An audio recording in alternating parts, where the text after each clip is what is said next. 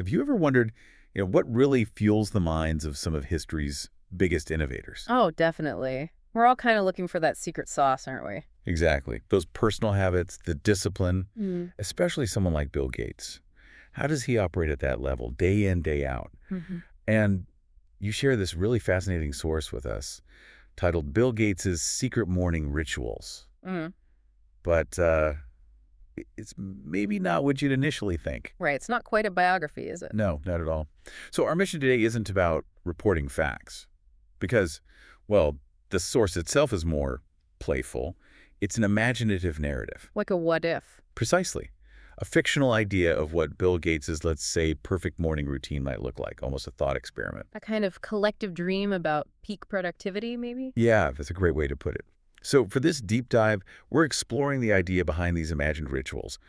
What do they tell us about our own search for, the ideal way to start today? And what's really intriguing there is how this imaginative scenario, this sort of blueprint for a successful morning, it really mirrors our own aspirations, doesn't it? How so? Well, we're not just looking at Bill Gates, the person, we're sort of using him as an archetype, projecting what we think makes up a truly optimized, impactful life. Ah, right. Starting right from the first moments of the day. Exactly. So it tells us maybe less about him specifically and more about the universal needs we think even, the most powerful minds might have. Yeah, makes sense. Yeah. So this source, it paints quite a vivid scene. It imagines Gates doing three distinct things before the world really gets going. Okay. Secret meditation, secret gardening. That one sounds about right. Testing futuristic gadgets. Huh.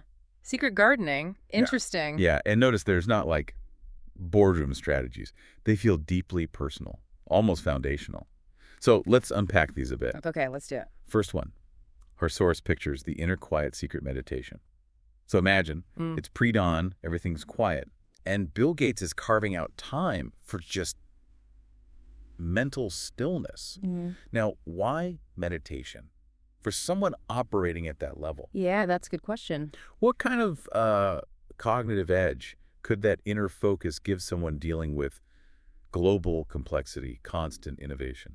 Well, if you think about the sheer cognitive load for someone like Bill Gates. Right, it must be huge. Exactly. So meditation, it's not just about relaxing, though that's part of it. It's actually, a sophisticated tool A tool for what, specifically? for focus, for attentional control, and even strategic foresight, maybe. Imagine the amount of information, the decisions, the high-stakes stuff. Overwhelming. Totally.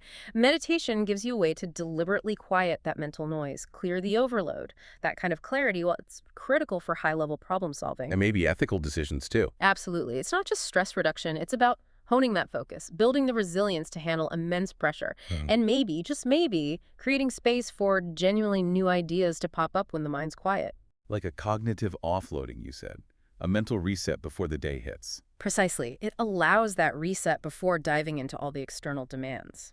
So it's less about escaping the pressure and more about getting the mind ready to meet it with, more precision. Exactly. It's like for a mind that has so much influence, calibrating internally becomes really, really important. We sort of project onto him this need for deep mental discipline, seeing it as foundational in a world constantly yelling for our attention. Yeah, it's like an internal investment with external payoffs, a really fundamental kind of personal discipline. And what about the secret part? Why imagine it as secret? Ah, that adds another layer, doesn't it? It suggests these aren't things done for show, but are private sources of strength. Right, like the real power comes from these hidden habits. Exactly. The visible stuff is outward facing, but maybe the sustainable power, the real engine, comes from these unseen practices. That idea of inner discipline as a secret weapon, it's something we often imagine for high achievers. Connecting that inner strength directly to their huge impact. Okay, that makes sense. Mm-hmm. So from the quiet mind, the source takes us somewhere completely different. Wonderfully tactile, grounding in nature's secret gardening. Okay, this is the one that caught my ear. Gardening. Yeah, it feels like such a contrast almost. Yeah. Rebellious maybe, compared to the digital world he's usually in. Definitely a contrast. And this is where it gets really interesting. What's the appeal? Why imagine Bill Gates getting his hands dirty, nurturing something real before his day even officially starts? Well, it brings up this fascinating idea of cognitive contrast and also maybe the biophilia hypothesis, our built-in human need to connect with nature. Okay. cognitive contrast. Yeah, for a mind soaked in abstract logic, code, global strategy. Gardening offers a completely different kind of mental engagement. How so? It uses different neural pathways, right? Touch, observing slow organic growth, the rhythm of nature. It's a deliberate shift away from the fast, intangible tech world. To something slow, physical, and, well, deeply satisfying. Creation. Precisely. So it's not just a hobby, it could be seen as a strategic mental pause. Cultivating patience, understanding growth, that actually mirrors long-term strategic thinking. Huh. I hadn't thought of it that way. Anchoring yourself in the physical world, finding a different kind of problem solving in the soil. Yeah, That exactly. really makes sense. So it's not just a break, it's an active recalibration. It's kind of humanizing too, isn't it? Imagining someone so deep in software and global health, finding wisdom in, well, dirt. It is humanizing. It suggests even the most powerful minds might need that grounding, that connection to earth, literally. It's a great metaphor too. Steady growth, patience. You need those building an empire just like you need them growing tomatoes, right? Absolutely. And that desire for balance, for something tangible that's not digital, I think that resonates with a lot of us feeling glued to screens. It taps into that search for something authentic, maybe primal. Different kind of well-being. Right. It suggests that the best routines aren't just about speeding up your brain, but maybe diversifying how it works, using different parts of you. Stimulating different parts of the brain and soul. Yeah. The slowness of gardening, interacting with living things. It's such a stark contrast to the tech leader life. So this imagined ritual, it speaks to that deep human need for natural rhythms, a quiet rebellion against the 247 pace. Cultivating something real, not virtual. Giving perspective. Maybe even feeding into grander visions with some practicality. Exactly. Grounding those big ideas, maybe even sparking ecological thinking. Okay, so we've got the inner quiet for clarity, hands in the dirt for grounding and patience. Now we pivot again to something maybe more expected for Bill Gates, but still with that secret twist. Let me guess. The gadgets. You got it. Yeah. Glimpsing the future, testing futuristic gadgets. Sounds like sci-fi, right? It does, but it also feels plausible in a way. Totally plausible. It feels right for him. But imagining it as a secret morning ritual, that adds a fascinating layer. What's this element really about? It's not just using new tech. No, it's more than that. Yeah. What's fascinating here is that forward-looking aspect. This isn't just general productivity. It's like active innovation intelligence.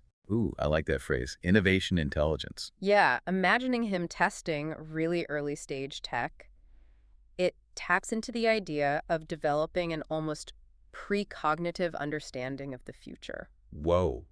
Precognitive. Well, maybe not literally psychic, but getting hands-on, developing a gut feeling for technology's capabilities, its limits, its potential impact, way before it's widely known or even understood. Ah, so it's that intuitive feedback you can't get just from reading reports or data sheets. Exactly. That sensory intuitive feedback. It positions him not just as a user, but as a pioneer, someone shaping and understanding the cutting edge, even in these quiet morning moments. It's like he's personally exploring the adjacent possible, what innovations are just around the corner. Right. What are the real-world implications? That's a great point about the precognitive feel. It really is the ultimate behind-the-scenes fantasy, isn't it? We imagine him not just reading about the future, but actually touching it, experiencing it first. It's active engagement, not passive consumption. Understanding potential flaws, potential triumphs. It suggests that for really innovative minds, the line between curiosity and strategic work just blurs, especially with exciting new tech. Yeah, it fuels that sense of wonder, that intellectual buzz right from the start of the day. It lets you anticipate trends, maybe even direct them instead of just reacting. And the secret part again, what's that signify here? Again, it implies it's not for show. It's a genuine personal drive to be right there at the forefront, to be intimately familiar with the tools that are going to change everything. It's dedication beyond the 9 to 5. Yeah. Part of his identity. Right. This part of the imagined routine speaks to that relentless chase for knowledge and applied innovation that we associate with massive success. It's aspirational for anyone wanting to make a big, future-focused impact. Always engaging with what's next. The horizon. Okay, so let's put these pieces together. They seem quite different on the surface, right? Meditation, gardening, future tech. They do seem disparate. But what does it mean when we combine them? Meditation for mental clarity, gardening for grounding and patience, gadgets for the cutting edge. There's a kind of logic here, isn't there? A holistic feel. Absolutely. It's not just random. If we connect this to the bigger picture, this fictional routine is like a carefully composed ideal, a synergy. Synergy how? Well, think about it. How might the calm from meditation actually enhance the insights you get from testing new tech?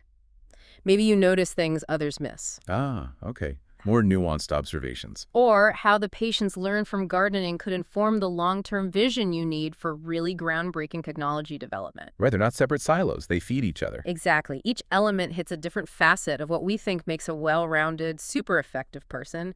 The inner work, the grounding in nature, the forward-thinking tech engagement. It all weaves together. A comprehensive blueprint for peak performance. And maybe fulfillment, too.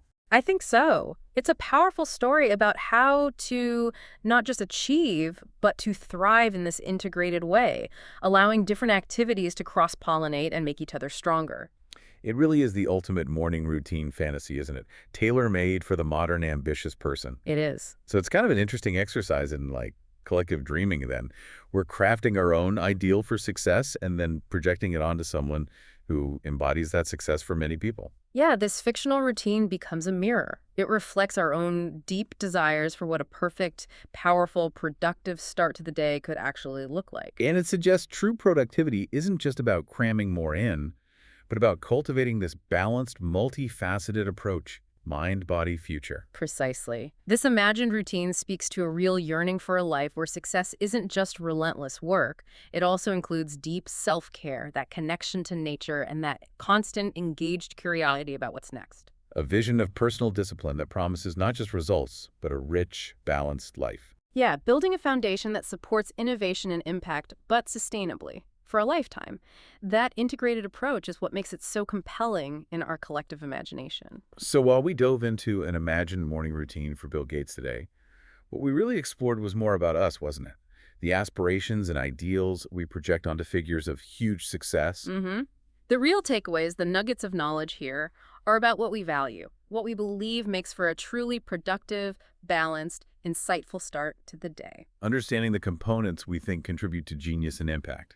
Exactly. So, thinking about this, whether it's actual meditation or taking a moment in nature or just engaging with something new and cutting edge, what element from this fictional routine most inspires you, our listener? Yeah, what inspires you to maybe invent your own secret morning ritual to fuel your day? What kind of personal discipline are you maybe secretly hoping to find or cultivate in your own life? To create your ideal start, to tap into your own inner innovator. Something to think about. Definitely. Thanks for joining us for this deep dive. We'll be back soon with more insights from your sources.